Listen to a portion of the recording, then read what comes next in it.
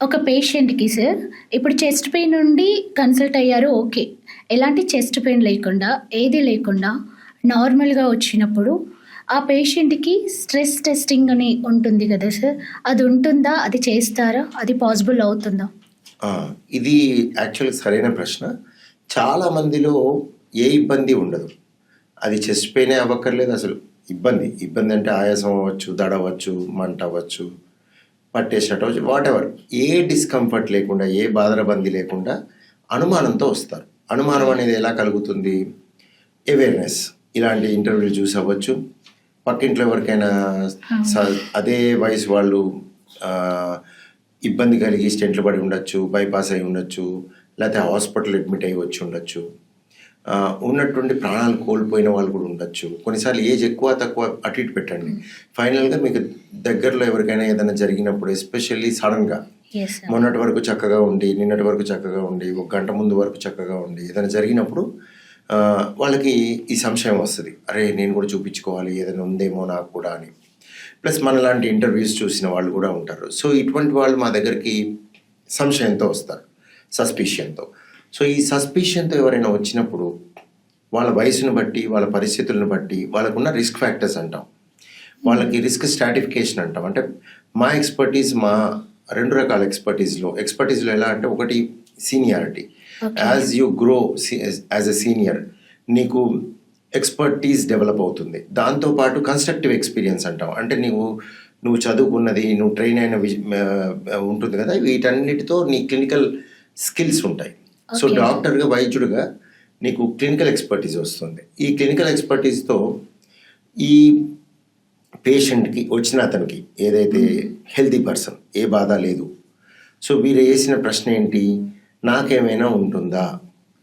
నాకేమైనా గుండెకి సంబంధించిన సమస్య ఉంటుందా? ఓకే. నేను ఎలా జాగ్రత్త పడాలి అన్నప్పుడు ఓవరాల్ పిక్చర్‌ని అసెస్ చేసి మేము ఒక కొలిక్కి వస్తాం. అంటే ఒక పాసిబిలిటీ లో probability, intermediate probability, high probability అని క్లాసిఫై చేస్తాం. అంటే వీరికుండే గుండెకి వచ్చే సమస్య వస్తుందా ఫ్యూచర్‌లో?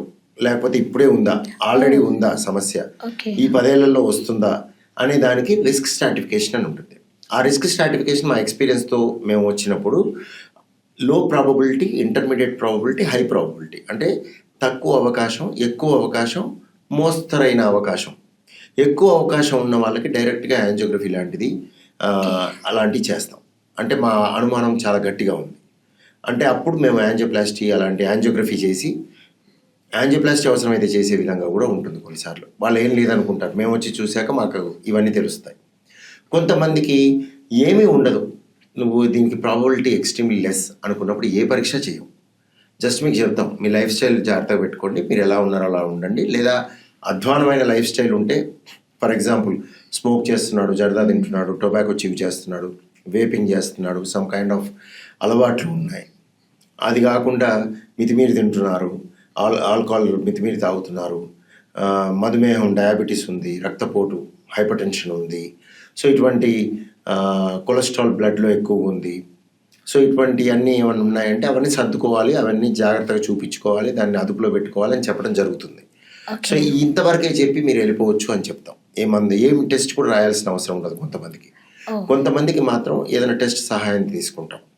ఆ టెస్ట్‌లు మీరు అన్నట్టు స్ట్రెస్ టెస్టింగ్ అంటాం. స్ట్రెస్ టెస్టింగ్ చేసే పరిస్థితి కొంతమందికి ఉంటుంది. సో, ఈ స్ట్రెస్ టెస్టింగ్ అందరికీ చేయాల్సిన అవసరం ఉండదు. కొంతమందికి జబ్బు తెలిసిపోతుంది. Stress okay. టెస్టింగ్ చేయకుండానే తెలిసిపోతుంది. అప్పుడు మేము డైరెక్ట్‌గా పరీక్షలకి వెళ్ళిపోతాం. ఏది యాంజియోగ్రఫీ అలాంటివి. కొంతమందికి స్ట్రెస్ టెస్టింగ్ అంటే చేయాల్సిన పరిస్థితి ఉండదు. కొన్ని జబ్బులు ఉంటాయి, కార్డియోమైపతి అని, అవి వాటిల్లో కూడా చేసే పరిస్థితి ఉంటుంది. కొంతమంది చేయలేని పరిస్థితి ఉంటుంది. సో, వాళ్ళకి మందులే రాస్తాం, వేరే రకమైన ఇన్వెస్టిగేషన్స్‌కి వెళ్తాం. సో, కొంతమందికి మాత్రం స్ట్రెస్ టెస్టింగ్ చేయాలి. చేస్తేనే మనం ఒక దారిలోకి వస్తాం. అంటే వాళ్ళకి ఉందా లేదా చెప్పగలిగే పరిస్థితి ఉంటుంది. సో, ఈ స్ట్రెస్ టెస్ట్‌లు ఎటువంటివి ఉంటాయంటే బాగా నడిచి పరిగెత్తే పరిస్థితి ఉన్న వాళ్ళకేమో ట్రెడ్‌మిల్ టెస్ట్ అని ఉంటుంది. అది చేస్తాం. ఓకే. అయినా కొంతమంది పరిగెత్తగలిగినా కూడా ఈసీజీలో కొన్ని మార్పుల వల్ల గానీ, పరిస్థితుల వల్ల గానీ చేయలేని పరిస్థితి ఉంటుంది. అంటే చేసినా ఉపయోగం లేదు.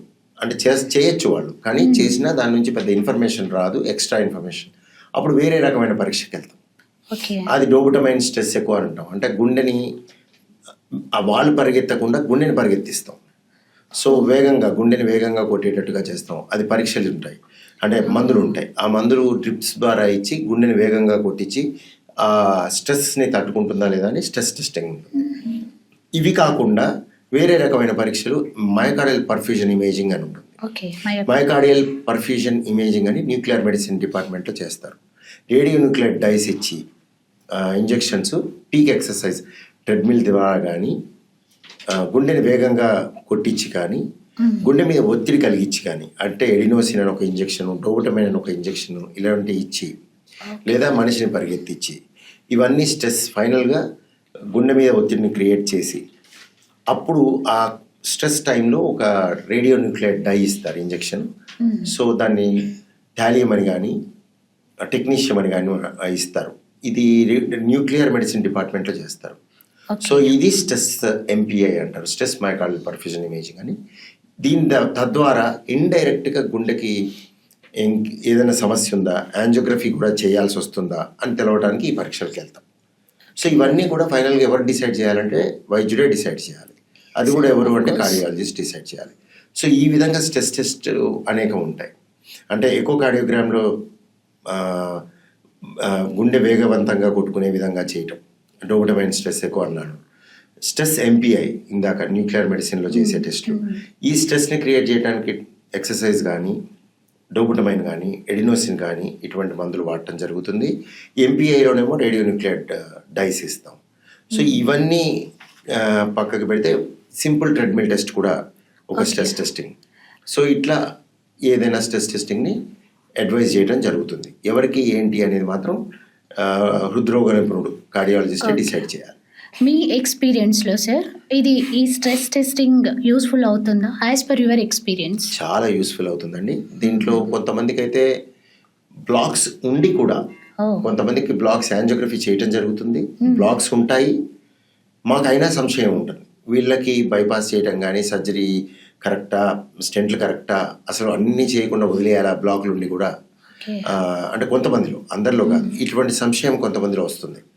బ్లాక్లు ఉంటాయి, మనిషి కొండలు గుట్టలు ఎక్కేస్తారు, అండ్ ఏ లక్షణాలు ఉండవు, వ్యాధి చూస్తే తీవ్రత ఎక్కువ ఉంటుంది. బిఫోర్ మనం ఒక ఎగ్జాంపుల్ డిస్కస్ చేసుకున్నాం కదా సార్, సేమ్ అలాగా అవ్వచ్చు. అంటే ఇక అనేకమైన ఎగ్జాంపుల్స్ ఉంటాయి ఇవి. సో ఇటువంటి పరిస్థితుల్లో, సందర్భాల్లో కొన్నిసార్లు యాంజియోగ్రఫీ అయ్యాక కూడా ఈ స్ట్రెస్ టెస్టింగ్ని చేయాల్సిన పరిస్థితి కూడా ఉంటుంది. అప్పుడు మనని కరెక్ట్ డైరెక్షన్లో కొన్నిసార్లు ఇది లీడ్ చేస్తుంది. సో ఇదన్నీ చాలా మందికి ఒకటి అర్థం కాదు, ఏంటంటే ఇదంతా ఈక్వేషన్ లాగా ఉంటుంది. బ్లాక్ ఉంది, బ్లాక్ తీసేయాలి, బ్లాక్ లేదు నీకేం కాదు, అలా ఉండదు. సో కొన్నిసార్లు బ్లాకులు లేకుండా గుండె జబ్బు ఉంటుంది. కొంతమందికి బ్లాక్ ఉండి పెద్ద విషయం కాదు, అంటే వాళ్ళకి చిన్న చిన్న రక్తనాళాల్లో ఉంటుంది, పాయల్లో ఉంటుంది, చివర్లలో ఉంటుంది, వాళ్ళకి మనం ఏం చేయాల్సిన అవసరం కూడా ఉండదు. కొంతమందికి బ్లాక్స్ ఉంటాయి, బ్లాక్స్ ఉండి 100% బ్లాక్స్ ఉంటాయి, కొండలు గుట్టలు ఎక్కేస్తారు, తిరుమల కొండ లాంటిది కూడా ఎక్కేస్తారు.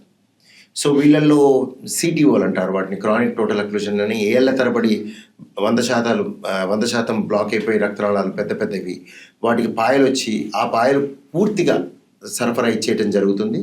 సో వేరే చోట ఎక్కడ బ్లాక్స్ లేనప్పుడు, గుండె ఫంక్షన్ బాగున్నప్పుడు ఇలాంటి స్ట్రెస్ టెస్టింగ్ చేసి ఇది ఉపయోగమా చేయటం, దీన్ని ఓపెన్ చేయడం కరెక్టా, దాన్ని వదిలేయడం కరెక్టా అనే విధంగా కూడా ఈ స్ట్రెస్ టెస్టింగ్ ఉపయోగపడుతుంది. ఓకే సార్, ఇప్పుడు ఈ టెస్ట్కి ఏజ్ గ్రూప్ ఏమైనా అలా ఉంటుందా సార్? సర్టెన్ ఏజ్ అని ఎవరైనా చేయించుకోవచ్చా? అంటే యాక్చువల్గా ఇది కూడా నా ఉద్దేశంలో సొంతగా ఆలోచన చేయకూడదు. ఈ పర్టికులర్ పర్సన్ అంటే ఏ ఏజ్కి చేయాలి, ఏ ఏజ్కి చేయకూడదు అనేది కూడా చాలా మటుకు ఈ కరోనరీ ఆర్టరీ డిసీజ్ మనం ఏదైతే డిస్కస్ చేస్తున్నామో ఈ బ్లాక్ల గురించి, ఈ బ్లాక్స్ వీటికి సంబంధించిన వ్యాధి ఎప్పుడు కూడా 20 ఏళ్ళ పైబడే ఉంటుంది. అతి చిన్న వయసు 20 ఏళ్ళకి, చాలా తక్కువ మందికి ఇంకా చిన్న వయసులో చూస్తాం, అది అరుదైన విషయం. దాని గురించి అసలు డిస్కషన్ అనవసరం. మెజారిటీ 20 years పైన చూస్తాం, అంటే 20 years పైననే చూస్తాం 99.999%. వీటిల్లో 80% పీపుల్ని మనం 30 పైన చూస్తాం. సో ఈ వయసు వాళ్ళకే ఈ డిస్కషన్ వర్తిస్తుంది. కాకపోతే ఈ స్ట్రెస్ టెస్టింగ్ చిన్న వాళ్ళలో వేరే విషయాలకు కూడా చేయటం జరుగుతుంది. సో ఇదంతా కన్ఫ్యూజన్ ఎందుకు అనుకున్నప్పుడు, మీ సొంత నిర్ణయం చేయకుండా మీకున్న ఏ సంశయం ఉందో, ఏ సస్పిషన్ అంటే ఏ అనుమానం ఉందో అవును. దాన్ని మీరు గుండె డాక్టర్ ముందు పెట్టినట్టయితే ఆయన ఏం చేయాలనేది ఆయన బాధ్యత, ఆయన చూసుకుంటాడు. ఓకే. మనం మన తల బాదుకోకూడదు.